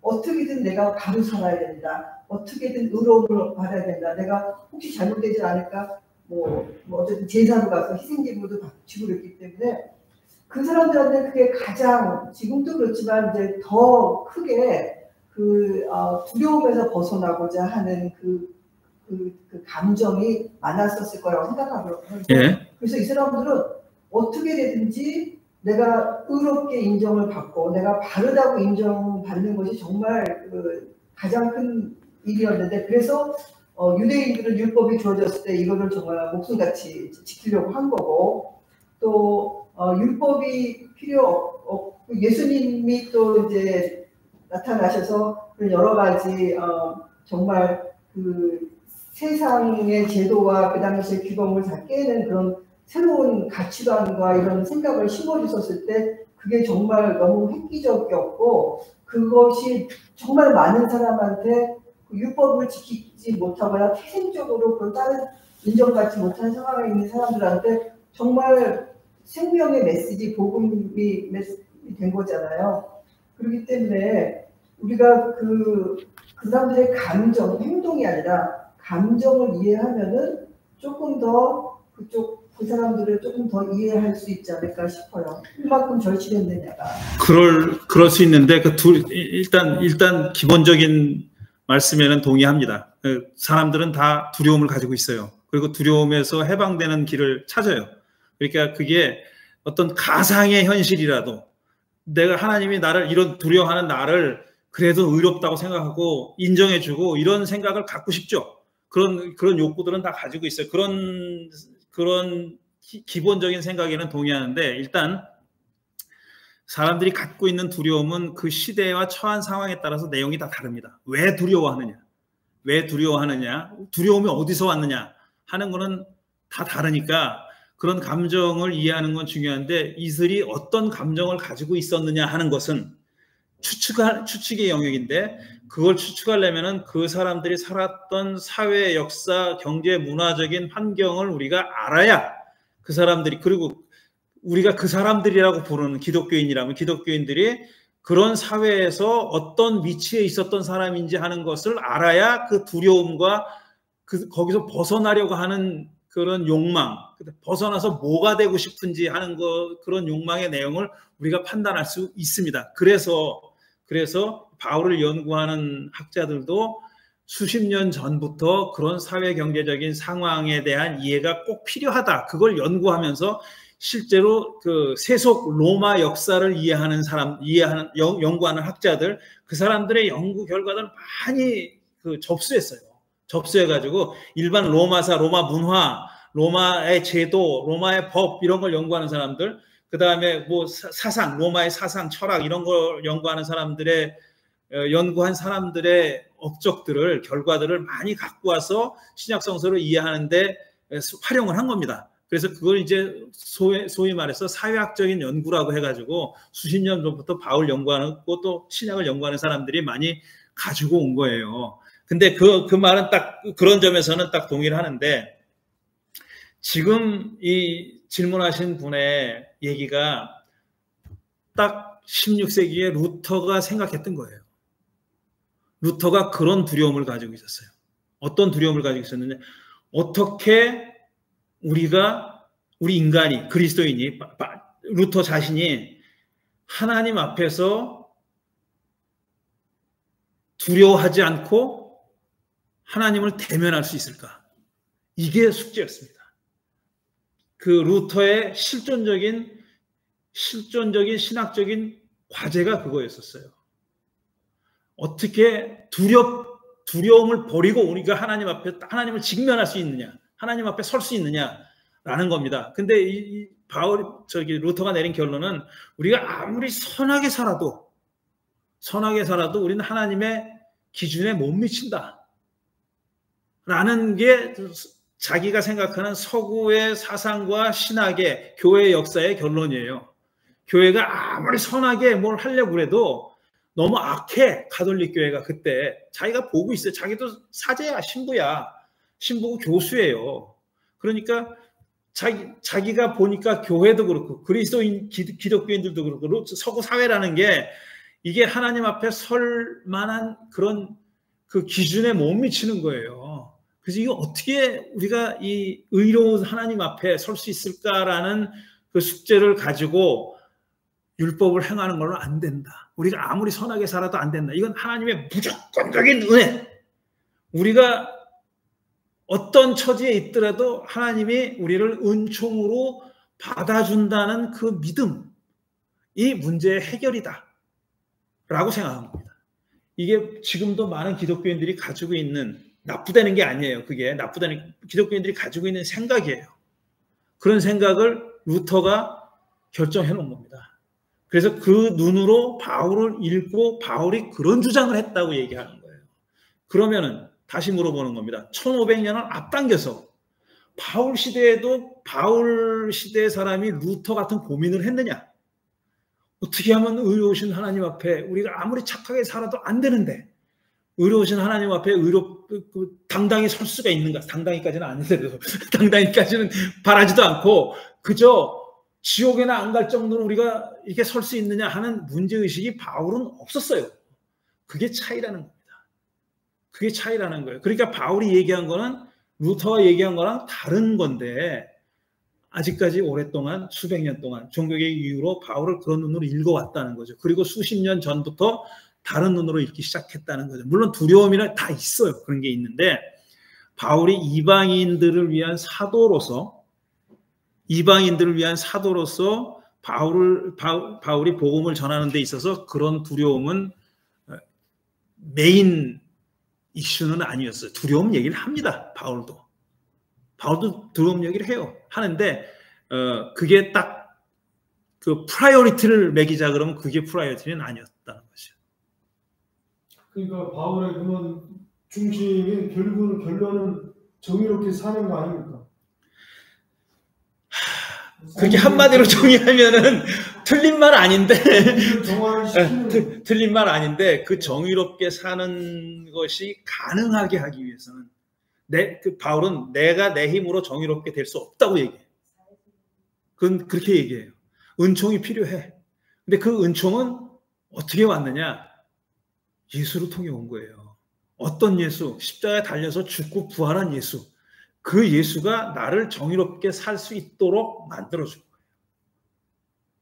그게 의롭게 된다는 말의 의미예요. 의롭게 되니까 내가 의로워졌어. 끝. 난 가만히 있으면 돼. 이게 아니에요. 정의롭게 사는 길을 열어주는, 여전히 추수하는 거예요. 내가 그런 길이 열렸다고 해도 내가 그 길을 가느냐 안 가느냐는 내가 택하는 겁니다. 내가 선택하는 거예요. 근데 그 길이 쉽다고 얘기하지 않아요. 바울은. 이게 관건이에요. 가만히 있으면 거저 굴러 들어온 떡을 먹듯이 먹는 게 아니에요. 그거는 정말 바울처럼 사는 거예요. 예수처럼 사는 거고. 그렇게 하는 겁니다. 예. 두려움이 한 몇 %입니까? 왜 저는 무식해서 모르고 그러니까 특히 하느님에 대한 사랑이 있고 웜투네스고 물론 얼마이디 같고 그런 게 있고 뭐라 그러는지 모르는데 그런데 그 두려움이 제가 볼 때는 요한 사도는 사랑은 두려움을 내쫓는다고 했어요. 사랑은 두려움을 내쫓는다고 했어요. 두려움을 가지고 있는데 두려움을 내쫓는 길은 사랑이라고 했어요. 사랑하는 거라고 했어요. 물론 그 사랑이 뭐냐? 만나면 뽀뽀하고 이런 사랑 아니에요. 그런 사랑 얘기하는 거 아니에요. 그 사랑이, 그 요한이 얘기하는 사랑은 또 굉장히 지금 2000년 후에 우리가 읽기는 많이 공부를 해야 이해할 수 있는 사랑인데, 바울 말고 요한은 두려움을 쫓아내는 것은 사랑이다 라고 얘기합니다. 근데 그건 물론 그건 아닙니다. 그런데 왜 두려움이 왜 특히 하나님한테 왜 이렇게 두려움이 강조가 되고 모든 사람들이 그 두려움에 대해서 얼마큼 몇 %가 되는지 지금 여기서 질문을 해서 그런데 두려움이라는 요소가 중요하긴 있긴 있어요. 근데 바울만 놓고 얘기하면은 두려움에 대해서 그렇게 중요하게 심각하게 그렇게 얘기하진 않아요. 루터는 그 당시까지 중세를 이루는 동안에, 중세를 쭉 살아오는 동안에 루터가 서구 정신에서 두려움을 본 거예요. 서구의 그 웨스턴 마인드에서, 웨스턴 사람들의 마인드에서 두려움을 본 거예요. 왜냐하면 미들이스트에서 시작했지만 그리스도교가 꽃 피운다는 거는 서구니까. 서구 기독교죠. 이제 사실은 중동의 미들이스트의 기독교가 아니라 서구 기독교가 돼버렸잖아요. 그러니까 로마 시대 이후로 계속 서구 기독교가 됐는데, 서구 기독교 안에서는 이제 루터가 보기에는 서구 사상에서 중요한 어떤 약점이라 그럴까, 아주 상처라 그럴까, 두려움을 가지고 있다는 거죠. 근데 루터는 그 두려움이 과연 우리가 신 앞에 설 때 느끼는 두려움이라는 거지. 우리가 신 앞에 설 때 느끼는 두려움을 가지고 있다. wrathful 가드가 있고, angry 가드가 있고, jealous 가드가 있으니까 물론 나보다 훨씬 더 아니 그런 신의 어떤 일면을 두고 얘기한 건 아니고, 두렵다고 했을 때 무슨 화를 내서 두렵다거나 아니면 질투를 해서 두렵다는 게 아니라 그냥 그 절대하신 완벽하신 절대자라고 생각하는 그 신 앞에 설 때, 인간이 느끼는 두려움을 루터는 굉장히 중요하게 생각했고 거기에 대한 해결을 바울에게서 찾은 거예요. 아니 근데 꼭 신학교 아니더라도 모든 네거티브한 필링의 근저에는 다 두려움이 있는 거 같지 않습니까? 그렇죠. 뭐 질투, 원망, 뭐 시기, 뭐 그런 거 보면 다 내려가 보면은 내가 뭐에 대한 두려움이 있어서 두려움이 있어서 이렇게 하는데 그거 극복하는 거는 정말 사랑이 딱 거기에 채워주면 잠깐 두려움이 좀 멀리 가는 느낌도 뭐 저는 좀 그렇게 느껴지더라고요. 그래서 긍정, 부정 두 개 땅은 사람과 두려움 두 개만 유니버설 성언가 아닌가요? 그건 굉장히 유니버설 성언가라고요. 네, 그러니까 어느 문화라든지 그러니까 그래서 아까 이제 몇 퍼센트라고 했는데 저는 50%라고 생각하는 거죠. 모든 부정적인 거는 두려움에서 시작하고 긍정은 다 사랑에서 시작하는 뭐 이렇게 생각하는 거죠. 예, 오늘 제가 4장 7절까지 읽으려고 그랬는데 터무니없이 3장 5절에서 끝났네. 3장 5절. 그것도 10분이나 초과해가지고. 아유, 그래도 뭐 질문 많이 해주셔서 고맙고요. 질문에 대한 토론을 하다 보니까 이렇게 진도는 생각보다 많이 못 나갔습니다. 뭐 진도가 못 나가면 어떻습니까? 가는 데까지 가는 거죠. 뭐 오늘 한 말씀도 안 하신 분 혹시 말씀하실 거 있으면. 하도 복잡해서. 예? 저는 아, 이 어르신은 한국에 갔다 오시더니 한국 갔다 오시더니 아직 이 시차가 극복이 안 되셔가지고. 네. 저도 처음에 이걸 읽었을 때는 예. 저도 이제 아까 목사님 처음에 지적하신 대로 행동이냐 믿음이냐 양쪽 생각을 했는데 그건 아닌 것 같고. 그건 아닙니다. 예, 그건 확실해요. 궁극적으로 보면 다 똑같은 얘기, 똑같다는 건 좀 한 곳으로 흐르는 게. 사실 율법이라는 것도 우리가 단순히 율법이라 해서 거기서는 뭡니까? 그야말로 우리 유사님께서 잘 말씀하신 유니버설한 밸류가 있잖아요. 내 이웃에게 뭐 거짓 증거를 하지 마라, 뭐 하지 마라, 뭐 하지 도둑질하지 마라. 이런 거는 유태인이든 아니든 간에 누구한테나 다 적용되는 거 아니겠습니까? 그러면 그런 이제 그러니까 율법을 지킨다는 거는 기본적으로 어떤 율법이라는 행동 강령 같은 거라고 제가 이해를 했는데 그러니까 행동으로 나타날 수밖에 없는 거죠. 뭐 하지 마라, 뭐 하지 마라. 그럼 그런 게 쌓여서 더 좋은 사회가 될 거고 그런 게 쌓이면은 뭐 기계적으로 했던 뭐 생각을 해서 좋다 나쁘다 판단해서 했던 간에 어쨌든 행동이 좋게 나오면은 그 베너핏은 하나님이 만드신 세상이 받는 거라고 보거든요. 그렇게 되면 이제 우리 그 바울도 사울이 아니지 바울도 보면은 결국은 믿음이라는 거는 결국은 내가 제대로 살아야 된다. 그러니까 이제 일종의 행동이죠. 그렇게 사는 것도 하나님이 나한테 이 성령을 줘서 그거를 갖다 항상 마음속에 가지고선 바르게 살든지 아무 생각 없이 바르게 살든지 어떻게 바르게 살면은 하나님이 원하시는 세상으로 갈 거 아닙니까?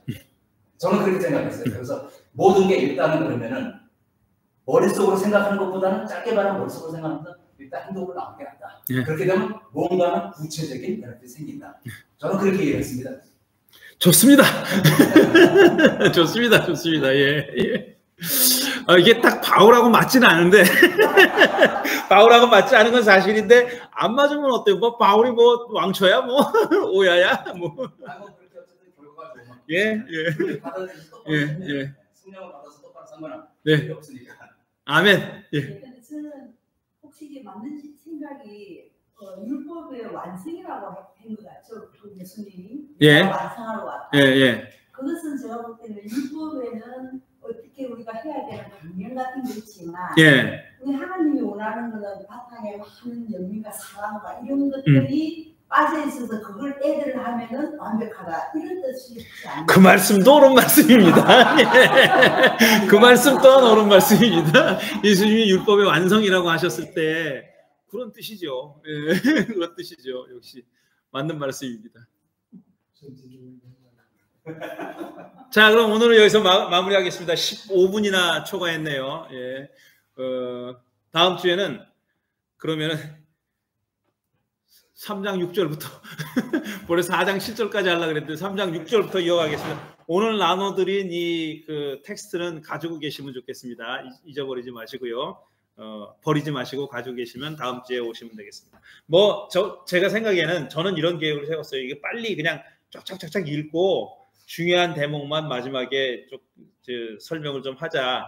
그리고 사실 로마서로 빨리 들어가고 싶었어요. 갈라디아서보다. 근데 계획대로 안 되는 게 인간사니까 뭐 어쩔 수가 없죠. 뭐 그냥 뭐 하고 싶은 얘기 다 합시다. 뭐 진도만 빼는 게 다가 아니니까. 자, 다음 주에 뵙겠습니다. 고맙습니다.